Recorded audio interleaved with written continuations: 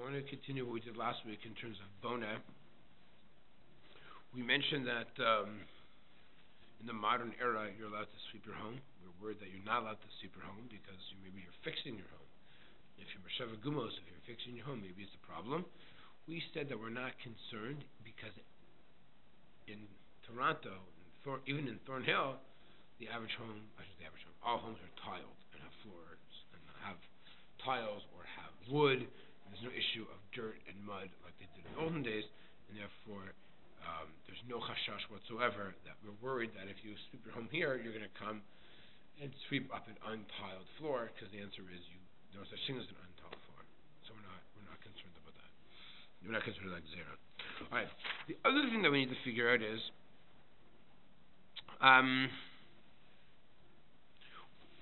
would I be allowed to bang a nail in my house on Shabbos, or to put in a hook on Shabbos? Is that considered a problem of Boneh? Wouldn't that be Makeh B'Patish? So again, so that's a great. Makeh B'Patish is only by a kli, right? That's true. It's not a kli. This is the house. So what would be the status if I take a nail and I bang it into a wall, or I want to put a hook in on Shabbos? I think those would be issues of Boneh, right? Even Boneh mean to Oraisa could be a biblical sense of Isser. So how can I open and close a door? Is it opening and closing a door by not closing a wall or building a wall? No? What about if my door falls out? Can I fix my door on Shabbos? What about if a toilet paper holder falls out on Shabbos? Can I put that back? What about a parochas of an Kodesh, right, which is a boneh, because it's big? That falls off. Can I put that back on Shabbos? What about paintings and pictures? Let's talk about those for a second. Those are really practical. So let's go through those cases. So what would you say about that? Let's say you have the parochas and that falls off. Would you be allowed to hook it back on Shabbos? What do you think? The hooks already exist. All that happened was a curtain fell off. Would you be allowed to put it back on? What's your gut reaction and why? What were the principles which would make it qualify as bonus? So right, you weren't here last week. So we said that any time you add to a structure and improve a structure of a building, that's going to be considered boneh. Anything that you do. So if you have a structure, even though it's already finished and wonderful and complete, and you can live there, and you can whatever, even by adding to it, you're still doing boneh min haTorah. So the foundation is already set with regard to the parochas. Yes. So if you have a parochas, you have like a curtain, and it's on. Let's say there's 10 hooks, and someone comes in and knocks it, and 3 hooks that become unhooked. So you have a draping on the side. So it doesn't look very nice, right? It's unhooked a little bit. Would you be allowed to take those hooks, rehook them? Or, sometimes they're on those circles. They go through a pool, and you slide them across and back. So let's say you overslid it, or it slid off, right? Would you be allowed to kind of slide it back on? It's pretty practical, right? In a camp setting, especially when it's not made so well, right? Yeah. Someone knocks it off. It's not crazy. Maybe a shul would be less likely. But in a camp setting, I think it's definitely possible that things would happen. So the halacha is going to say that if something is very loose fitting, and this is a great example. Those toilet paper holders, those plastic things that are on a spring?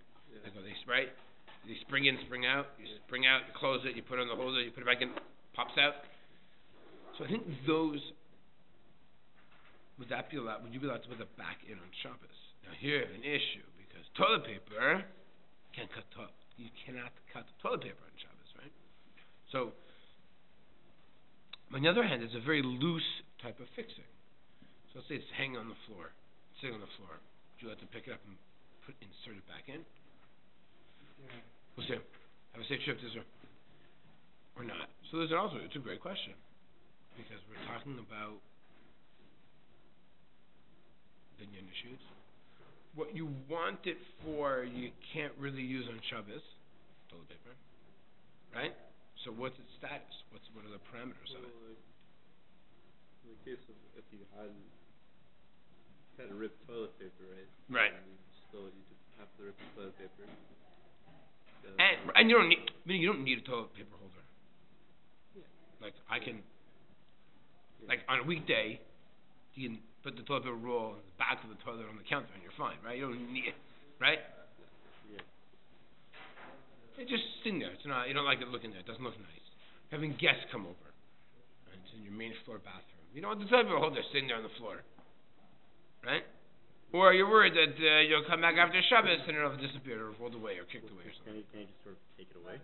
What? Can you just sort of take it away? Yeah. Is it a muksa issue? It's a muksa issue. Is it muksa? It has to be a problem if it's a muksa. So, this is a good question. It's a really good question. Because if it's a very loose fitting, there might be, if it's loose fitting, there could be a head there. If it's loose fitting, because that Mosufim opinion has to be done somewhat in a permanent way, or at least that it's not moved so often. I would, if it's meant to go up and down, like a door is put in on a hinge, it's meant to open and close, open, close, open, close, open, close. So you can't tell me that when I close the door, I'm now building. I'm closing the door, right? I'm not opening. You can't tell me I'm making an opening.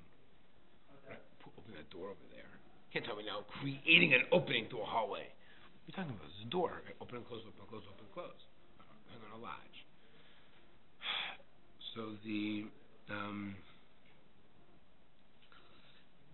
those are kind of the things that you have to think about. The toilet paper holder thing always bothers me. I don't like it. I don't think it's a good idea to put back because how often do you really pop it out on a regular basis, right? Yeah. It's not so. You don't do it so. It's so common. If you want to tell me that, no, it's something which is. If you want to tell me it's like a door that you pop it in, pop it out, pop it in, pop it out, somewhat regularly, then it could be miracle. Not that regular. Every few days you're doing it when you replace the paper towel roll, the toilet paper roll. When it runs out. It could be that if it's a regular thing that you every couple of days as you finish the roll, you're pumping and popping out. So maybe it wouldn't be such a problem to put in. But if it's something that you rarely do, then maybe it could be more of an issue. I like the idea. I'll tell you what. How about the back of a toilet? The back of a toilet, you put this porcelain top over it, right? And then you lift it out. You need to fix the back of the toilet. So to fix a toilet on Shabbos is very problematic. You can't fix a toilet really on Shabbos. There's a head there. Because by the way, fixing pipes in your house on Shabbos is also a problem with Boneh. The problem is that can cause like big disasters if those aren't right. Like with the porcelain tops, something leak out. No, they don't leak out. There's a cover, so there's no water in the back. Yeah, all it is sometimes the porcelain tops, all you do is lift them up and put them down. So that could be permissible because there's actually they're not it's just gravity. What's holding it down? Just gravity. You don't screw it in.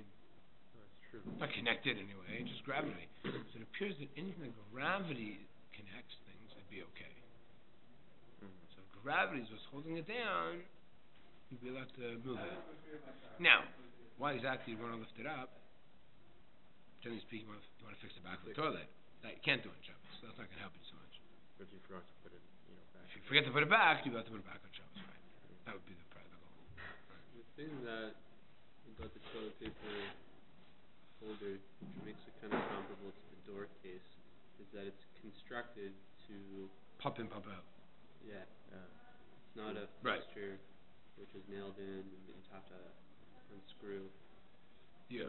So it's designed. Granted, it's good. So if that's the case, then you'd be allowed to do it. It's not is that really part of the? It's not chilek min binyan because it can be removed and it doesn't affect your binyan. If it's part of the binyan, if you tell me it's part of the fabric of your house, then it's a problem.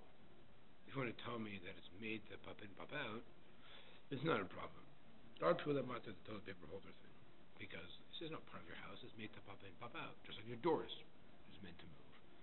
The holder itself is permanent. That's you know what I mean. That piece that's nailed in. You can live your whole life and never move it, right? In your bathroom, and you're not going to. You're going to hire someone to do that because you're Jewish. You don't do construction, right? So toilet seat will be the same way. Obviously, with the enclosing toilet seat, you're not going to tell me that you're building your toilet. That's ridiculous. It's on a hinge, right? If your toilet seat falls off, that's going to be a problem. You can put it back on Shabbos. You wouldn't even be allowed to loosely kind of just like put it in, right? Like if the handle of the door falls out on Shabbos. You wouldn't be allowed to just like push it in and then you'll screw it and tighten it after Shabbos. No, you wouldn't even be allowed to do that. Right? Because again, there's mosif in a binyan. You're adding to a structure. Right? That happened in my room just recently. The doorknob fell off. Right. And the problem is that I'd locked myself inside my room. Oh wow. I can't open the door. So where the bolt stays in but the knob comes out, so there's nothing to turn the bolt out. Yeah. So locked in my room. So then you could argue that maybe we're talking about a tsar. Malcolm tsar goes Rabbanan. You spend no Shabbos in your room, locked in your room. There's no food. There's no dominion. There's no nothing. To violate it, the rights would be a problem. But to violate it, the Rabbanan, he said Malcolm tsar goes Rabbanan with the shinui. Not exactly get to the shinui, but. Was there a window to climb out of or no? On the second floor. I mean, there's a window. Second floor. Here's a window. What's the Israeli company? I mean, there's like suction things. Have you seen this thing? What's an Israeli company? This is what showed me. They advertised where they're able to. They said you turn it like Spider-Man. Like if you're ever stuck on the second floor, and it's a fire. It's for like safety reasons. They have suction and cups. You literally put it, and it's like it doesn't work. Like guaranteed to work. Super easy. It's like you just walk down the side of your house. I saw someone showed me a YouTube clip, of course, made by an Israeli company. And they're marketing it as like, be prepared for any disaster. Like, don't wait for the fire department to get you out of your second floor bedroom window. You can do it yourself. That's bizarre. Good point. I don't know how they're doing at this point in time financially, if they're actually selling the product, but it's a pretty cool. It's a concept. I feel like it's more of a fringe market type of thing. How practical would that come in your everyday life? Well, nobody on the first floor would buy that. So again, it's for be prepared. It's part of emergency preparation. Just like you have an evacuation plan when there's a fire, which you hope never to implement. So you keep this. It's like an insurance thing. It's like God forbid, chas v'shalom, you're in a real, you could live 100 times in your life. 100 times over, you never had this situation. Now, God forbid that one time there's a fire and you can't get out. By the time 911 comes, it could be too late. You can get out yourself. Yeah. That's a crazy idea. Got people who, the world's coming to an end, prepared for any disaster. It's something that like an office building owner might want to buy as like a regulation. You're saying if there's no individual's gonna buy that for their home. Yeah. If you market it something people can play with, maybe we get more buyers. Like, that's true. If kids could not kids, but like I'm saying, if you want to rock climb on your house, like then. That's crazy, right? So office building will be a problem because it's pretty scary. 60 feet office building, go down the side of office building. That's like. Yeah. That's when you would need it, presumably, right? No, I don't know. Yeah. Well, I know for emergencies, no first floor guy's gonna buy that, so they're eliminating about half our market in Israel. Yeah. Anyways, that's a very interesting case. So. With that, let's take a look at, I'm going to show you. Take a look.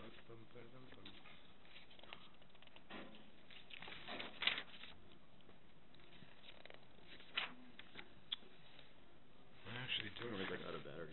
What was that? The camera's like almost out of battery. Really? Yeah. Let me recharge it. Here, I actually don't have a copy here. Let me just take a look at. Here, share for a second. Let's read that inside. Here, go to source 9. Asur la'asor oho b'Shabbos v'yontav afilu hu arai. Well, we discussed this before. You're not allowed to make like even a play tent right on Shabbos. A dovka gag, even with a roof. So you can't make a play tent. But walls you'll be allowed to put up. Of a mechitzas mutar, mechitzas you could do. Ve'ein mechitza sura elim ken nasa lahater sukkah lahater tiltul. And the only time you'd be allowed to put up, we're not allowed to put up a mechitza is if it matirs a sukkah, or for tiltul, when you want to make a mechitza on Shabbos to create a Rosh Yachid. That'd be a problem to create. If you're creating a temporary mechitza that adds a halachic significance to it, and you're elevating the halachic significance and making it almost like a permanent structure with halachic significance. Then it's usher to do. Just to put up a partition, that's okay. Okay. The Rama aval mechita nasa l'tznius ba'alma shari, but just for tznius purposes, you'd be allowed to put up a wall. V'lachein mutar litlot vilon v'nei padach. What? You're allowed to put up a window blind by a door, by an opening. Af al pi shekavua sham. You'd be allowed to do it even if it's permanently there. What's going on? V'chein parochos sifner and kodesh or bil much lo yasa oha begad. What do you mean? What are you talking about? You're allowed to put up parochos. You can put up window shades. Well, I understand. Isn't that mosifin al binyan? Isn't that adding to the structure? How are you allowed to do this? So look at 10 Mishnah Berurah. Continue Lamar. Shinu asa lahaser misham. Ela tolui sham tamid. Even if it's there all the time. Afilu hachi chashiv mechitzas arai. Kevan shehu na vanad beruach mitzuyah. If you have a curtain and it flaps around, and then you'd be allowed to put it there. It's not considered permanent. It doesn't like stop you from walking. It's just like a flimsy parochas, right? But if you had to fix it and you have to fasten the top and the bottom or the sides, that's a problem. But if all you're doing is just hooking it on the top, it is mutter to do. So you can put up a parochas of a shul around kodesh, window blinds for all you. Again, if the way it only meets, it's only affixed through the top, it's flimsy and it would flap and it can move, then you'd be allowed to do it. It's not like an attached structure that you're building. Right. But a door handle, that's fixed from all sides, right? That's like are connected against from all sides. Okay? Right, if it's fixed in its spot, and it says in Mishnah Berurah, she'eina zuz mim kamo, it can't move from its place, that's usher to do, that's considered a binyan. And by the Mishnah Berurah in 11, a parochas of an Aron Kodesh, pshita the share, for sure you're allowed to do. Kevan sheyesh b'lavachi delets. Aron Kodesh has a delet, meaning you have a door. Look at the Aron Kodesh behind us, right? There's a door, and in front of that door there's a parochas, right? So that parochas you'd be allowed to put back. Imkem parochas, it's not totally rough to tznius. It's just for tznius. It's not a real partition, wall. It's not a wall. It's just like a decorative thingamajiggy, right? Okay, and there are some achronim for mekel, even if it's im ein delas, even if there isn't a door, there's just a parochas, just like a vilon by an opening. Okay, and you'd be allowed to even hang up. You'd be allowed to hang up even on Shabbos. Let's say curtains, just for noy, for beauty. All right, that's what he says here. Okay, that's pretty wild, huh? You think it's be asur, but actually it's not. It is mutter to do. So hooks are okay to do. Drapes are okay to do. Okay, what about paintings? Okay, this is a great question. It's with the same principle, no? So would you be allowed to? You ever walk into your dining room, your living room, and your parents are like, the painting is crooked. Would you be allowed to straighten it? Wouldn't it be the same thing as adjusting the blinds? On one hand, that's the blinds. What do you think? Why? Because a painting is only connected where? From the top. From the top. Could you argue there's a difference? I wouldn't see one. What's the difference between a painting and a curtain? One flaps, one doesn't. But a bit of a difference. What else? The solid structure. Solid structure. Good. What else? What's the purpose of a curtain? To open. To move, right? Open or close, open or close. A painting? No, I guess you could go for years and not move a painting. Yeah. So the function of a curtain is that it's functionable to use regularly. Choose or not is different. Most people, when they put a painting on the wall, it's forever. That's when I redecorate. Whereas a curtain, no one intends to put a curtain up for a long period of time, or not have it not move. There's a difference. Okay, this is according to the Ontario law. If you move from one house to another, you must leave behind things that are connected to the house. You are not allowed to unscrew doorknobs, lampshades. Not lampshades. What are they called? Fixtures. Light fixtures. Light fixtures. You have to leave them as is for the new owners. Wow. What about paintings? Yeah. Of course you can take. Who knows behind the paintings? Everyone takes the paintings with them, right? But light fixtures, you gotta leave behind, again, if they're connected.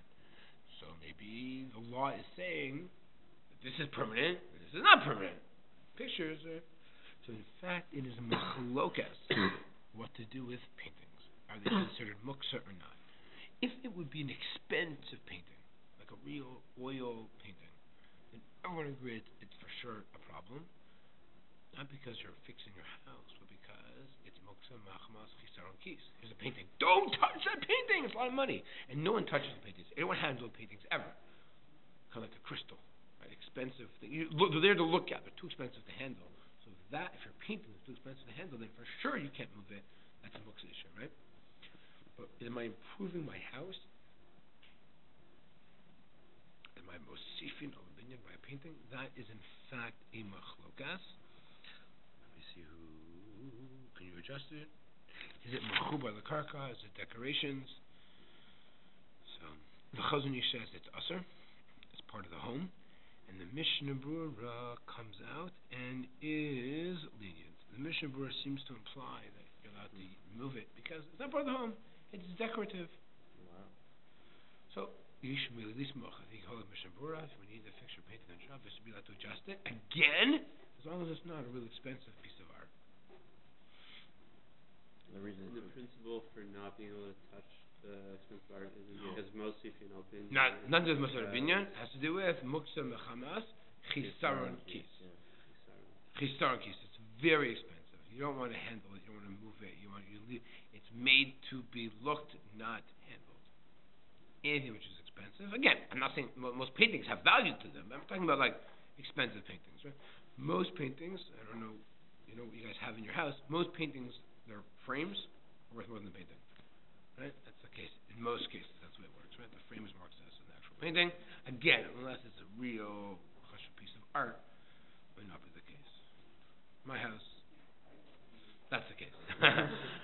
We don't have any paintings that are still valuable. That it's not like a real expensive, famous, hand painted or whatever lithograph or oil painting, whatever. Okay. What about a shower curtain? Should also be okay, right? A hook back a shower curtain should be okay. What about a mezuzah? Mezuzah falls down. He's putting up a mezuzah, mostly from the binyan. Well, I guess those are hanging. If that's hanging from both sides. No, you don't want mezuzah that's just hanging from one side, do you?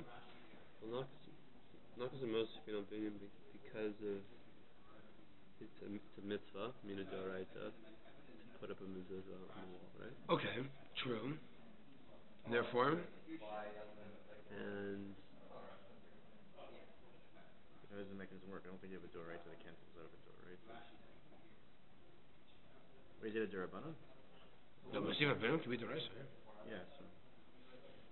because we said by the partition that if it's in order to fulfill a mitzvah d'oraita, like Okay, so if it's, then you're not allowed to do it. Meaning, if you put up a curtain for a shower, it's okay. or If for you're putting up a tiyas, curtain for a shul, that could be a problem. From mechitza to matzah davening is a problem to put up. Doesn't he use the example of the mechitza for tiyas? He doesn't mean davening. He's talking about marital intimacy. To put up a mechitza for marital intimacy. Oh, but That's the not referring to. Sorry, I should have clarified that. Halachic mechitza. Halacha mechitza is a problem to put up on Shabbos. Yeah. Now, you only need. This is not the place for it. The question is, a lot of times you only need halacha mechitza for davening in a shul. You don't need. So for one with wheels like these. They're already out. Those are just moving around. Right? That's a good question. Those have wheels, but they're already out. Yeah. You wouldn't be allowed to, let's say, they're all folded, to put them up like that. Yeah.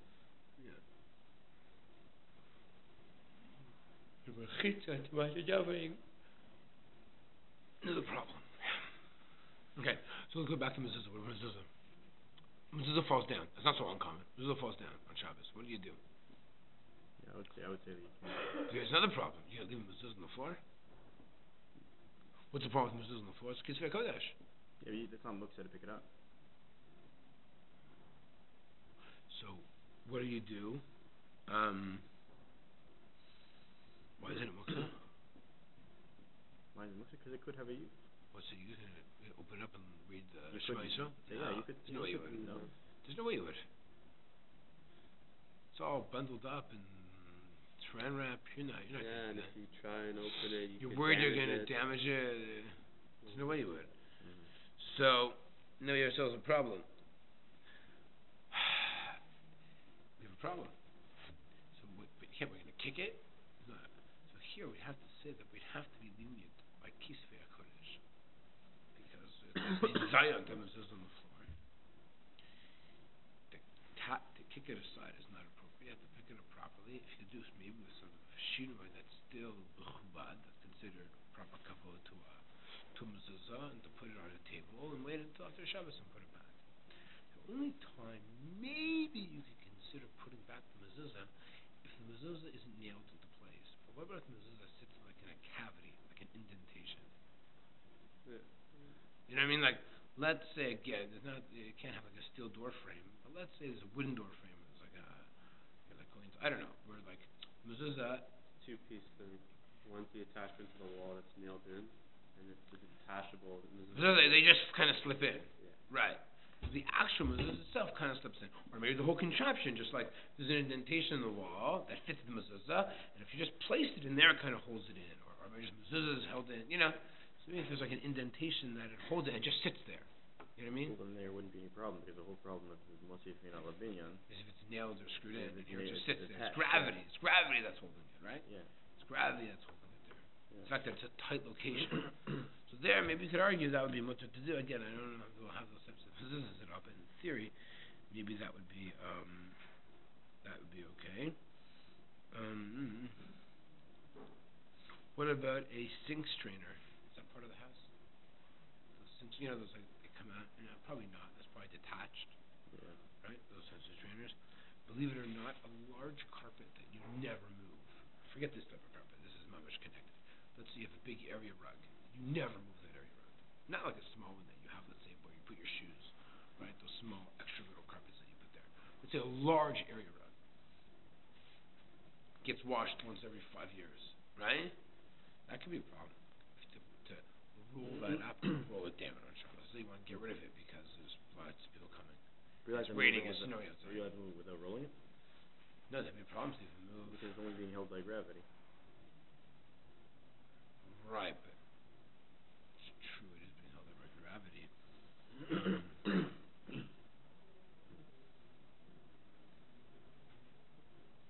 If it's down for years, you never move it. It's almost like it's part of like the wall, but it sits on gravity. They say you shouldn't do it. Is it a mooks issue? I don't know. They say you shouldn't move big carpets. Big carpets. I'll get back. It's a mooks issue. Maybe not a mosif. I thought it was a mosif of the issue. Maybe you're right. Maybe it'd be a mooks issue. So okay, those are the last. In the 5 minutes that remain, we're going to just introduce the last topic, and binyan b'kelim. This has major ramifications to opening up cans, which I think we might as well talk about, right? Opening up cans and opening up all these packages and all these things. Binyan b'kelim. We've used the term boneh by a building. Can you do boneh by a kli?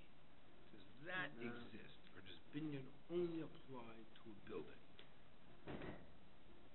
So there's machlokas b'shamai b'Hillel. Yesh binyan b'kelim. Ein binyan b'kelim. We're going to pass on like base Hillel that there is no binyan ustira b'kelim. We introduce a different problem there. The problem will be not binyan but potentially makah b'patish. Okay? So I figured makah b'patish is like a twin to boneh, or first cousin to boneh, just with a kelim, right? It's like the mini boneh type thing. But it might be governed by different halachos. What? Right. It will be different. Binyan doesn't have to be finishing. Okay, good. That will be a major distinction between them. That's right there. Very good. Wonderful that.